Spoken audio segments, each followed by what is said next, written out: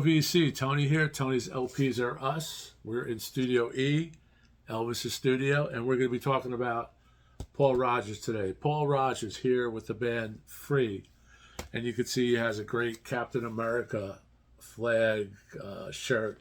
Now, he has dual citizenship. He's English, and he also has a Canadian citizenship.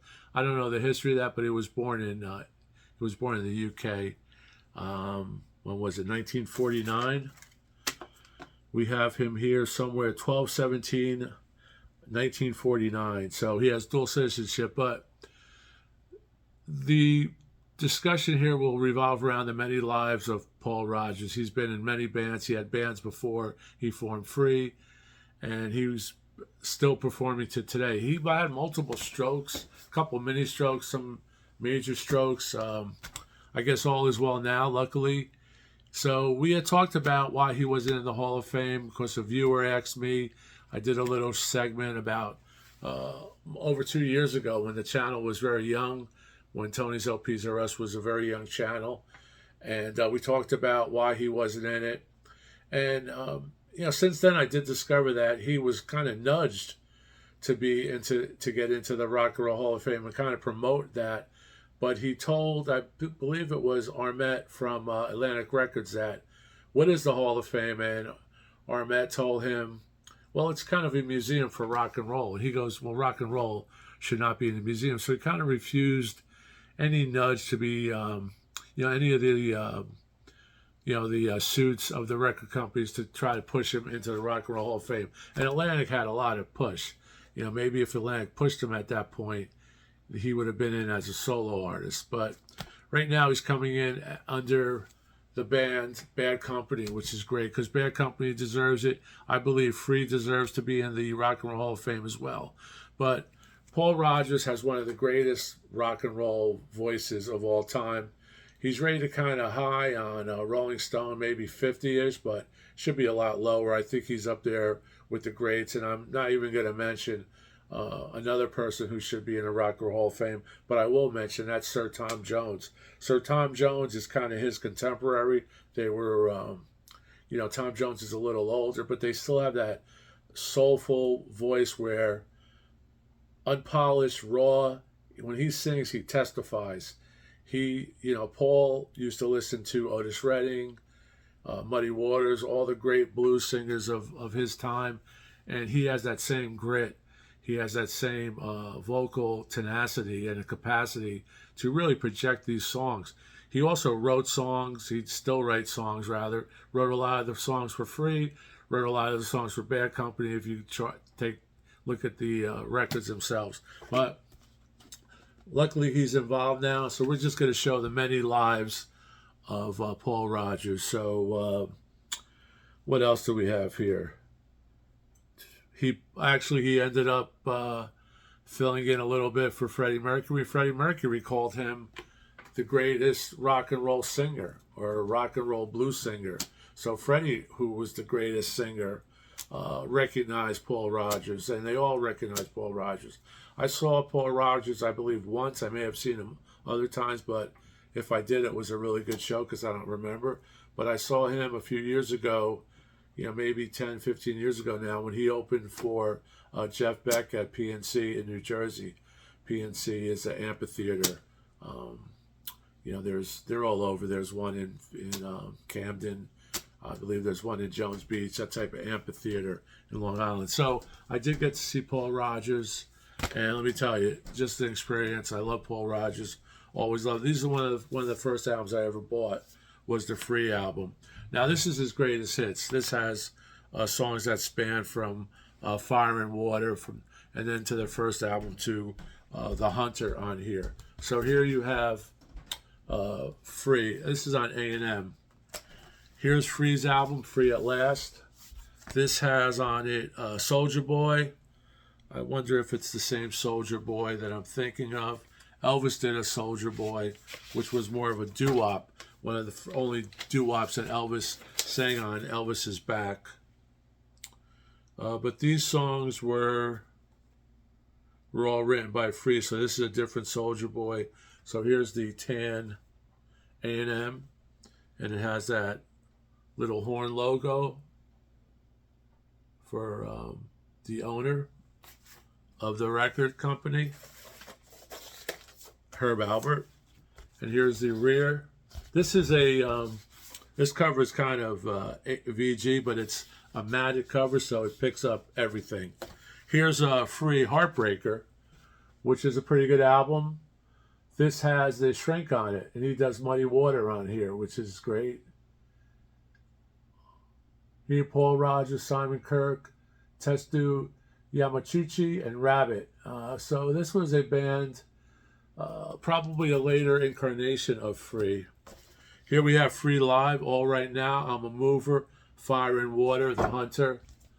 And this is a flap jacket with the original inner that has some liner note stuff and ads for other records. So many lives of Paul Rodgers, and fortunately for us and for the fans and for prosperity purposes and historical purposes, Paul Rodgers is at least inducted via Bad Company. And I'm really happy for Bad Company, and we're going to show some of their records. Fire and Water, it's a great song on it. All Right Now is on here. All Right Now really moved them from obscurity in the early days. The average age in the band when they formed was under 18 years old. So if you could believe that, that's kind of amazing. I believe the bass player was like 15 or 16 years old. And that's the inner, generic inner. Here we go to Bad Company, Rough Diamonds. You can see this is a cutout. Sutton Records was a one-stop from the Union County, New Jersey area where they sold cutouts and new stuff. It was one-stop, meant you could pick up tapes, 8-tracks, records, music books to play, all, and posters, all at a one-stop, and kind of have a diamond edge here. So, and you could see the inner is a die cut, and it shows either this side or this side, depending on which way you put it in. And that's the Swan label. And they were the first band, Bad Company was the first band to be signed by Led Zeppelin's label, Swan Records. So, and there you have the collaboration that later occurred when we talk about the firm. Here's Bad Company, Desolation Angels. So many hits in succession. This has Rock and Roll Fantasy on it, which is nice. And I believe some of these are being reissued now, 45 RPM, via the Analog Production series. I know Run with the Pack was one of the first records I ever bought. This has Live for the Music, Simple Man, Run with the Pack, Love Me Somebody, Silver, Blue, and Gold, Young Blood. Just a great record, a great inner. When they're watching Looney Tunes, I believe. And like I said, he is Canadian citizenship. He has Canadian citizenship, and he has the citizenship of his native land, which is the UK, England. Here's Bad Company, Can't Get Enough, Rock Steady, Ready for Love. The song Bad Company, Don't Let Me Down. Paul Rodgers, Mick Ralphs, Buzz Burrell, Simon Kirke. I know Mick is still alive, so Mick will be able to join him on stage when Bad Company is inducted. I believe that's in November. Not sure if they're going to perform, but let's hope they perform, because I know Paul still has the chops. Paul had a couple of strokes, and they also said he had about 10 mini strokes, which, mini strokes are sometimes where you have a stroke and you're not even aware of it. So that's a lesson for all of us to get checked out, especially as you get older. Paul is about 75 now, born in 1949, so he is up there. One of the best sounding records I have in my collection is this extended international remix of The Firm's Radio Action, and The Firm is Paul Rodgers with Led Zeppelin's Jimmy Page. This is a mint copy, still has the hype sticker on it, as you can see. This record is one of the best sounding 12-inch records I have, or best sounding record I have, and it's only a 33 1/3, but it's just, I play it as a demo when people come over. Here's another promotional 12-inch with This Love on both sides. I believe one is a 45 and one is a, no, both 33 1/3, This Love. Here is another Firm. This is the album from where Radioactive is taken from, but this sounds nowhere near as good as the 12-inch Radioactive International Mix. But here you have Jimmy Page, Chris Slade, Tony Franklin, and of course Paul Rodgers with The Hype. Satisfaction, Guaranteed, and Radioactive. I believe it just has a custom inner. There's the guys there. Just some cool videos on YouTube. Listen to this record if you see. I know they're not expensive, but that 12-inch, if you could buy that 12-inch out of all these, well, almost all these records, because the one I'm looking at now, I recommend you buy too. And that's Paul Rodgers' solo, The Royal Sessions. Like I said, this was about the many lives of Paul Rodgers. This was just a great album. A friend of mine, Tony, told me about this. This is a, I believe this is a 45 RPM. I'm thinking, I can't tell here. No, 33, but it definitely sounds like a 45. It's all analog, all audiophile, and it's just, the liner notes on here are worth it. It has all the people that played on a lot of these rhythm and blues records that were over at the Royal Sessions, which is the Otis Redding, Sam and Dave, Isaac Hayes, just filled with all this great stuff. Great liner notes. These were recorded at Royal Studios, where all those great tracks that we all love were recorded, or most of them. And I remember reading the liner notes, and just to paraphrase, they all said, "Wow, who's this little?" You know, all the players were around. Who's this little white dude coming in? And all he had to do was start singing, and they respected him so much because that voice. This is a great record. The date on this is a few years ago. If I could see the date. 2013, so it's, 15 years old, but one of the best records I have as far as sound quality. You could probably pick this up on eBay, the Royal Sessions. Then we have another one which I picked up last year, which was only available on CD at one time, and I had the CD and I loved it. Paul Rodgers, Muddy Water Blues. This is with a host of other recording artists, mostly guitar players. You have Jeff Beck, Gilmore, Buddy Guy, Brian May, Steve Miller, Gary Moore, Trevor Rabin, Richie Sambora, Neil Schon, Brian Setzer, and Slash. And they all contribute to this record, and this is just fabulous. This is a double on what's it called? The New Vinyl Company, Music on Vinyl, 180 gram.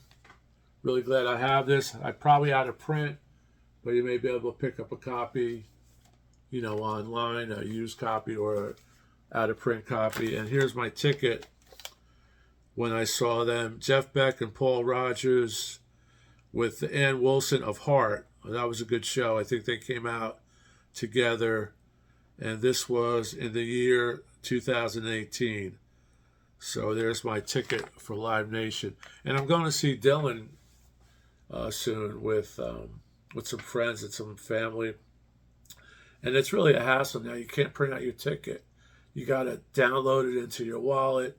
And I had tickets for another show. It took me and my daughter and her husband, it took us about an hour to get the tickets downloaded because there was some glitch with the company, the email.